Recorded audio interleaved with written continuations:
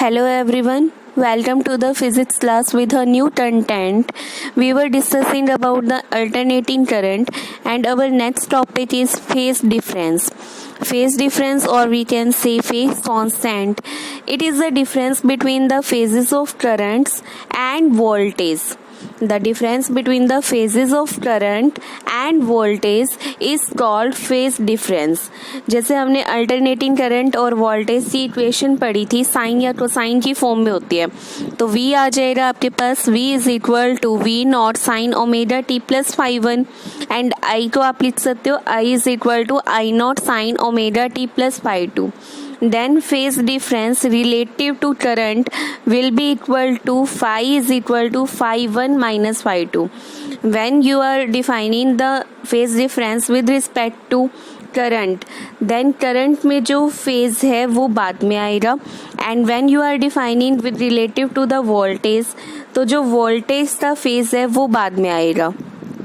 Clear? Means यहाँ पर अगर वोल्टेज में फाई वन है तो relative to voltage phase difference will be equal to phi two minus phi one, and current में फाई टू है तो रिलेटिव टू करंट आएगा फाई वन माइनस में phi two. Phase difference generally हम relative to current ही देते हैं, means current वाला आपने फेज बाद में रखना है जब तक कि स्पेशली मेंशन ना हो कि आपने रिलेटिव टू वोल्टेज बताना है, तो आप जनरली रिलेटिव टू करंट ही डिफाइन करोगी. और जो क्वांटिटी विद हायर फेज होएगी वो हम उसको बोल देते हैं कि वो लेट कर रही है, एंड अदर क्वांटिटी जिस में लोअर फेज होएगा उसको हम क्या करते हैं, वो लैग कर रही है, लैगिंग बिहाइंड कर रही है. क्लियर? जैसे हमने अब यहाँ पर ग्राफ में भी रिप्रेजेंट किया है, वोल्टेज की हमने इक्वेशन एज्यूम किया है V is equal to V naught sine omega T, and current में हमने फेज लिया है माइनस फाइव. वोल्टेज का फेज था 0 एंड करंट का है minus five, so phase difference will be equal to 0 minus of minus five, और ये बन जाएगा आपके पास प्लस फाइव. अब माइनस फाइव और 0 में से बड़ा कौन सा है? 0 बड़ी है, so voltage is leading here by the angle plus five with respect to current. Now in second graph हमने लिया है V is equal to V naught sine omega T, and I is equal to लिया I naught sine omega T plus five. So phase difference will be equal to 0 minus of plus five, तो ये आ जाएगा minus five. तो voltage यहाँ पर lead कर रही है by an angle of minus five. Voltage minus five से लीड कर रही है, तो ये हमने वोल्टेज दिखाई है, और ये माइनस फाइव मीन्स ये वाला जो है अब आगे को आएगा, और इसमें करंट आगे को आ रहा था. Clear? Now what is phasor and what is phasor diagram? Phasor हम बोलते हैं करंट और वोल्टेज को.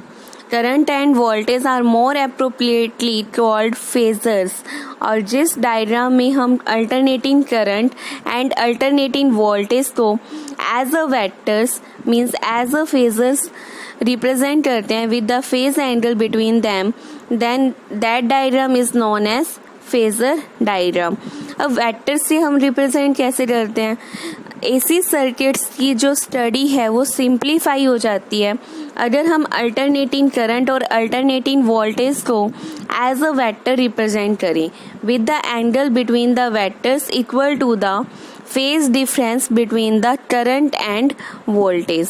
एंगल क्या लेना है? जैसे आप दो वेक्टर के बीच में एंगल लेते हो, तो ये एंगल जो आप लेते हो थीटा, ये इक्वल लेना है to the phase difference between the current and voltage.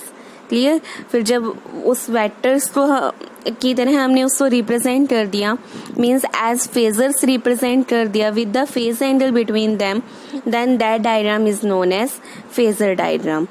Clear? Now while drawing phasor diagram for a pure element, जैसे हमने R के लिए करना है, या सिर्फ L के लिए करना है, या सिर्फ C के लिए करना है, एक टाइम पे आपने एक लेना है, या तो रेजिस्टेंस ले लो, या इंडक्टेंस ले लो, या कैपेसिटेंस ले लो.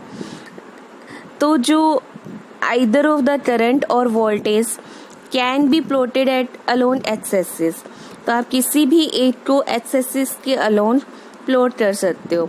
सीरीज सर्किट में क्या होता है कि करंट जो होता है वो कांस्टेंट रहता है, मीन्स करंट अपने आप में एक इंडिपेंडेंट क्वांटिटी है, so current has to be plotted along X axis, and parallel में वोल्टेज सेम रहती है, so voltage has to be plotted along X axis. Clear?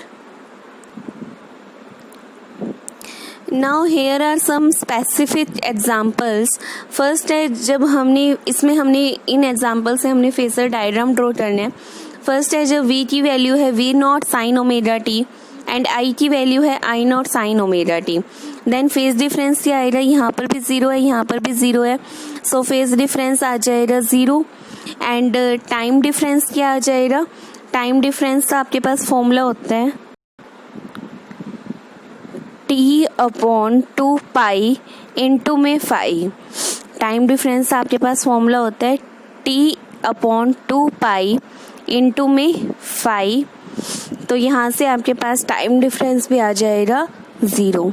Clear? अब टाइम डिफरेंस भी ज़ीरो है, फेज डिफरेंस भी zero है, सो phasor diagram कैसे बनेगा, दोनों वोल्टेज एंड करंट एक ही एक्सिस के अलोन आ जाएंगी। नाउ इन सेकेंड एग्जाम्पल हमने वोल्टेज का फेज तो लिया है ज़ीरो एंड करंट का फेज लिया है plus pi by two. So phase difference will be equal to zero minus pi by two, that will be equal to minus pi by 2, and time difference क्या आ जाएगा t upon 2 pi into में 5, सो ये आ जाएगा t by में 4। Minus pi by 2 है और हम निकाल रहे हैं रिलेटेड टू द करंट, तो करंट से हमने पाई बाई 2 पीछे लेना है वोल्टेज। क्लियर?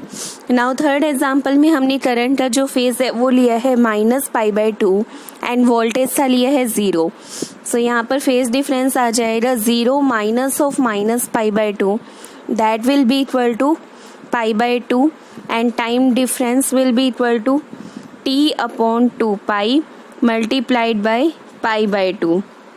पाई से पाई कैंसिल, सो ये भी आ जाएगा t बाई में 4।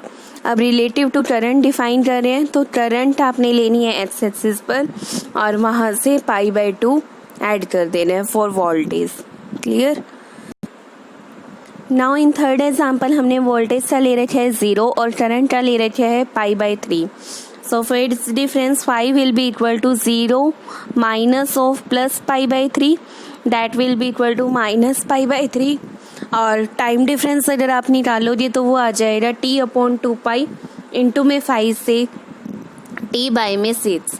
सो करंट से जो वोल्टेज है वो minus pi by 3 lag behind करिए, तो इस टाइप का आपके पास फेज डायग्राम आ जाएगा। Clear? Now terms, there are some terms related to AC circuits. First is resistance. Resistance वही है जो आपने पहले पढ़ा है, opposition to the flow of current.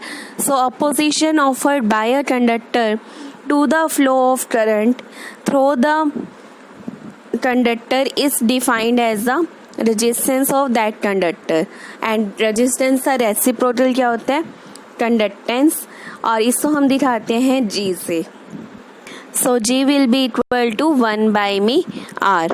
Next term है आपके पास इम्पीडेंस। इम्पीडेंस जो होती है वो तीनों के लिए आती है, opposition offered by the capacitor, inductor and the conductor.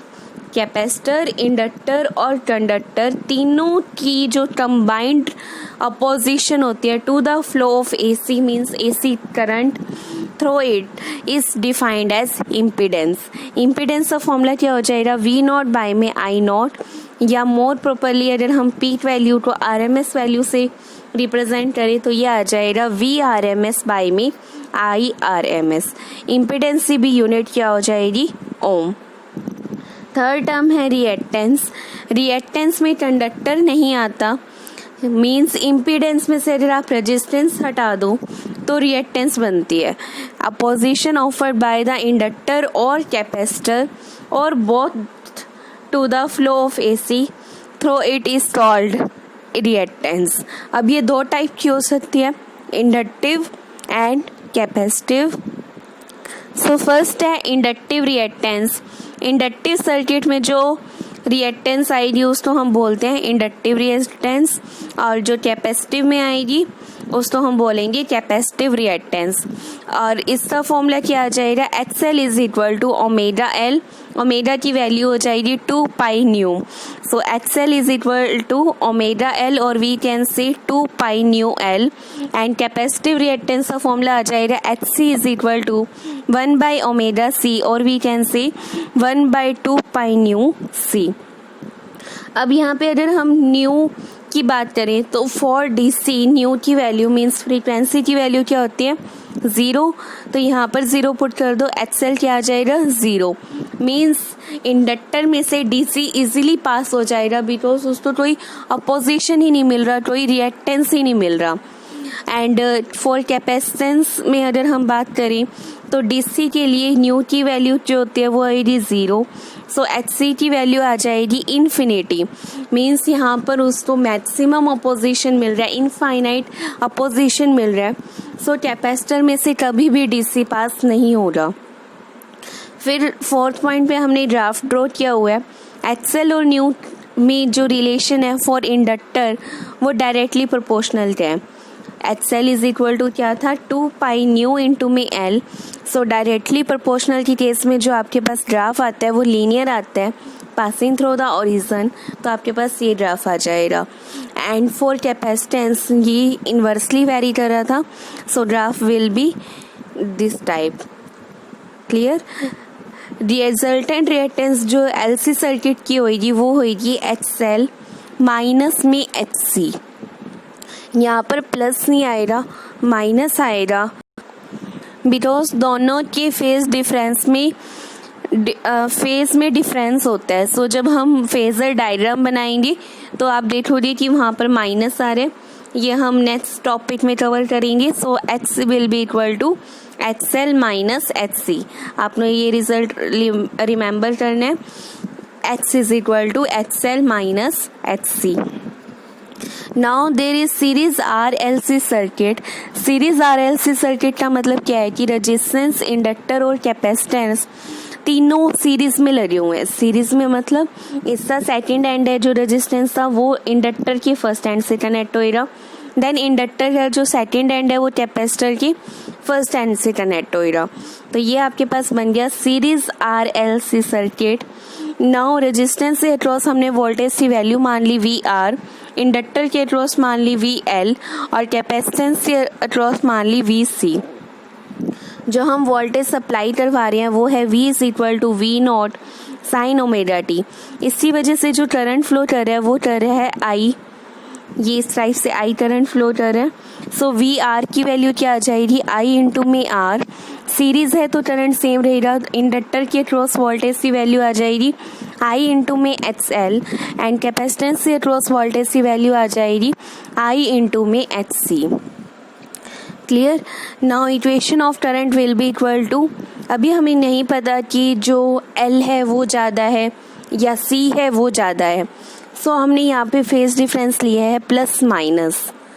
So I की वैल्यू आ जाएगी I0 sine omega T plus minus 5।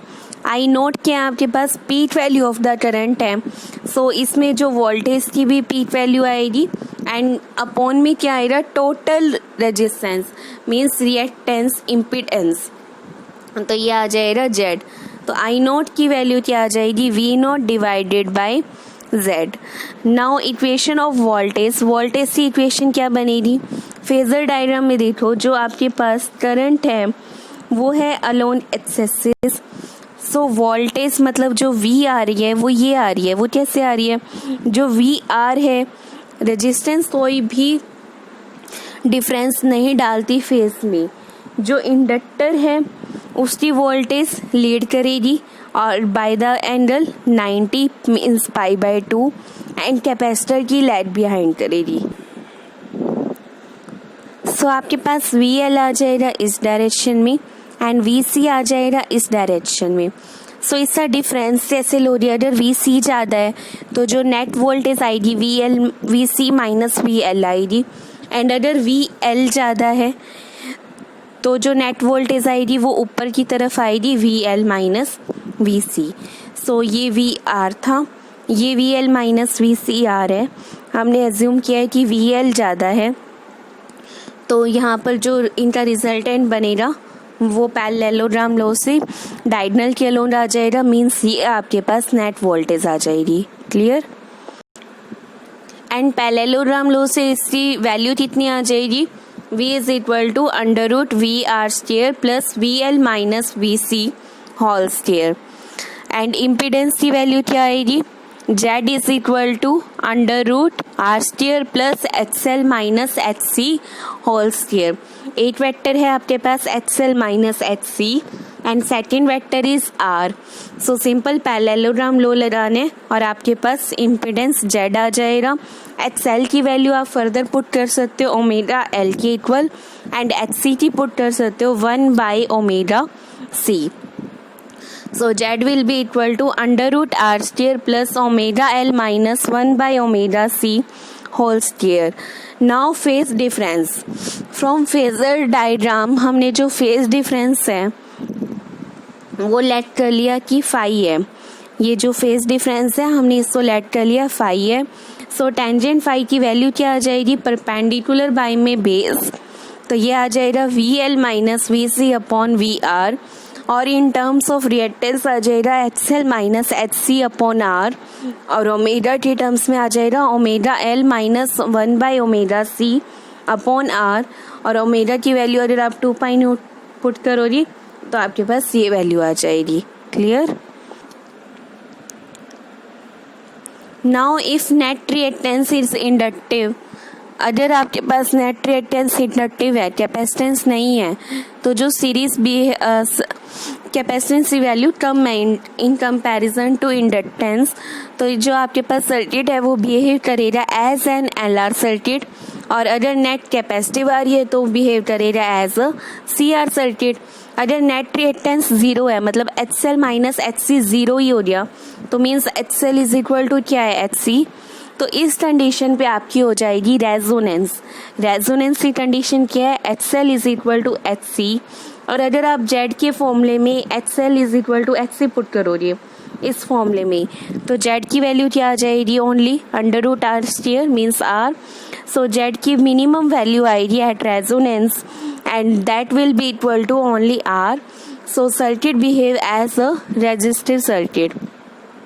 VL is equal to VC है, इम्प्लाइज दैट जो नेट वोल्टेज है वो ओनली इक्वल हो जाएगी VR की, मीन्स हॉल जो वोल्टेज जो हम अप्लाई कर रहे हैं वो अपीयर होएगी across the resistance. Across inductor जो वोल्टेज आएगी वो भी ज़ीरो आएगी, एंड जो अक्रॉस कैपेसिटर वोल्टेज आएगी वो भी कितनी आएगी, ज़ीरो आएगी। फेज डिफरेंस इतना हो जाएगा ज़ीरो, बिकॉज रेजिस्टेंस तो कोई फेज डिफरेंस डालती नहीं है। सो फेज डिफरेंस आ जाएगा at resonance equal to zero. Now power consumption, power का फॉर्मूला था आपके पास वी आई, सो ये आ जाएगा V R M S into में I R M S. V R M S I R M S equal आ जाएगा 1/2 V naught I naught in terms of peak value. So ये आ जाएगी आपके पास पावर कंजप्शन।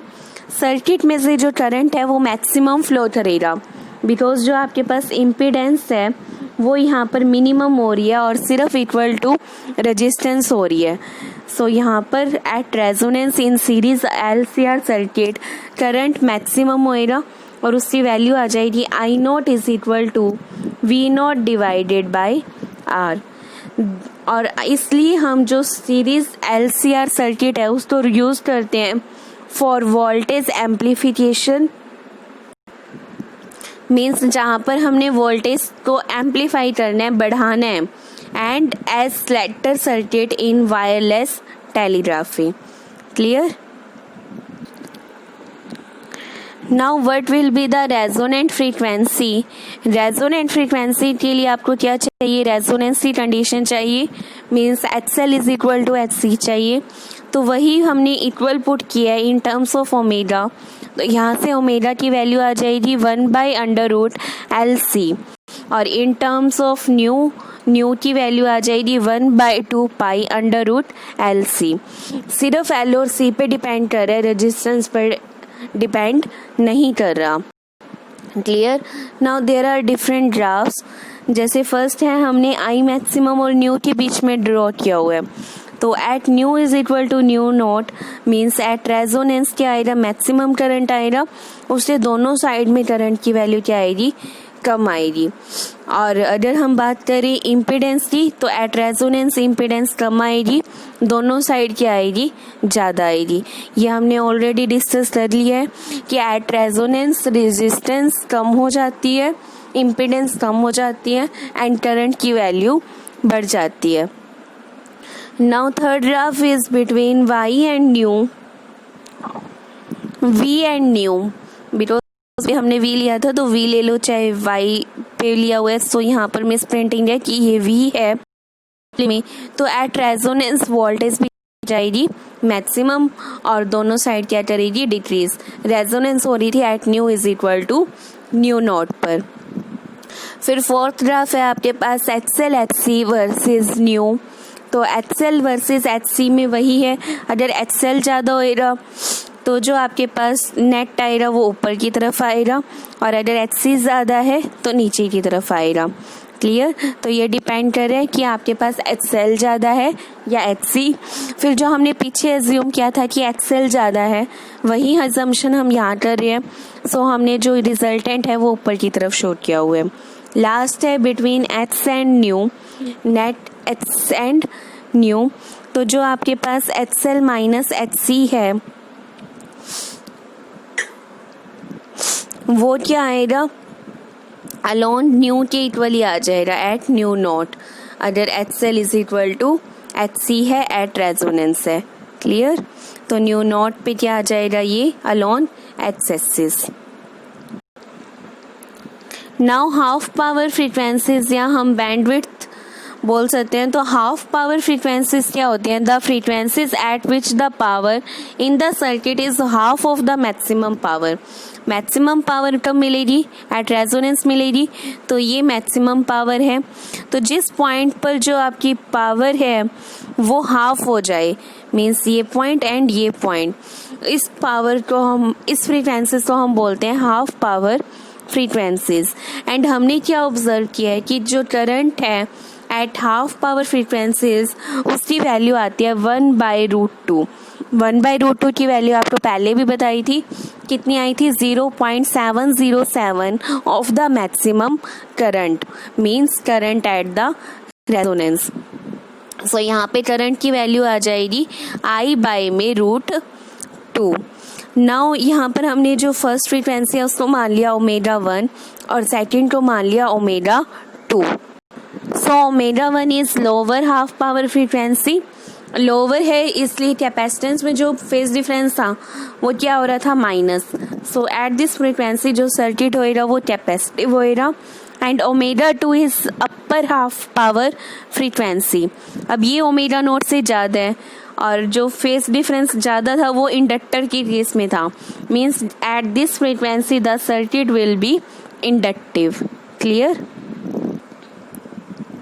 नाउ बैंडविड्थ तो हम दिखाते हैं डेल्टा ओमेगा से, difference of half power frequencies means ω1 and ω2 का जो डिफरेंस है उसको हम बोलते हैं bandwidth. So delta omega will be equal to ω2 minus ω1। और सीरीज रेजोनेंट सर्किट के लिए डेल्टा ओमेगा की वैल्यू होती है R/μL। R/μL। Now series resonant circuit में हम एक टर्म डिफाइन करते हैं, दैट इज क्वालिटी फैक्टर या क्यू फैक्टर। जो कैरेक्टरिस्टिक्स हैं सारी सीरीज रेजोनेंट सर्किट की वो डिटरमाइन की जा सकती हैं by the quality factor. Quality factor की जो मैथमेटिकल वैल्यू होती है वो होती है VL डिवाइडेड बाय VR, या कैपेसिटर्स वाला सर्किट हो तो आ जाएगी VC divided by VR। Further एक और डेफिनेशन है, अगर IV कर्व शार्प ज़्यादा है तो Q factor means quality factor ज़्यादा आएगा। और इसकी जो थर्ड डेफिनेशन है that is in terms of energy. Quality factor की जो वैल्यू होती है वो होती है 2π multiplied by maximum energy stored upon energy dissipated. Means अगर एनर्जी डिसिपेटेड, जो एनर्जी वेस्ट हो रही है वो ज़्यादा आ रही है तो क्वालिटी फैक्टर की वैल्यू कम आएगी, एंड अगर एनर्जी कम वेस्ट हो रही है तो क्वालिटी फैक्टर की वैल्यू ज़्यादा आएगी। सो एनर्जी कम वेस्ट हो रही है या ज़्यादा वेस्ट हो रही है वो हम डायरेक्टली डिटरमाइन कर सकते हैं by calculating VL divided by VR और VC divided by VR। Clear? So यहाँ पर अगर आप वैल्यूज पुट कर दोगे, omega naught L divided by R आ जाएगा और कैपेसिटर के केस में आ जाएगा 1 बाय ओमेगा नोट CR, क्योंकि ओमेगा नोट L आपका क्या देगा VL और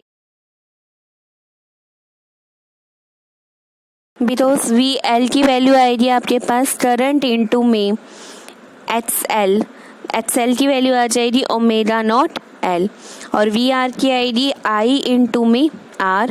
सो I से I कैंसिल हो जाएगा, ये बन जाएगा omega naught L divided by R। Similarly in case of capacitance आ जाएगी 1 by omega naught C into में R। यहाँ से अगर आप क्यू फैक्टर की वैल्यू निकालोगे तो क्यू फैक्टर की वैल्यू आ जाएगी 1 बाय R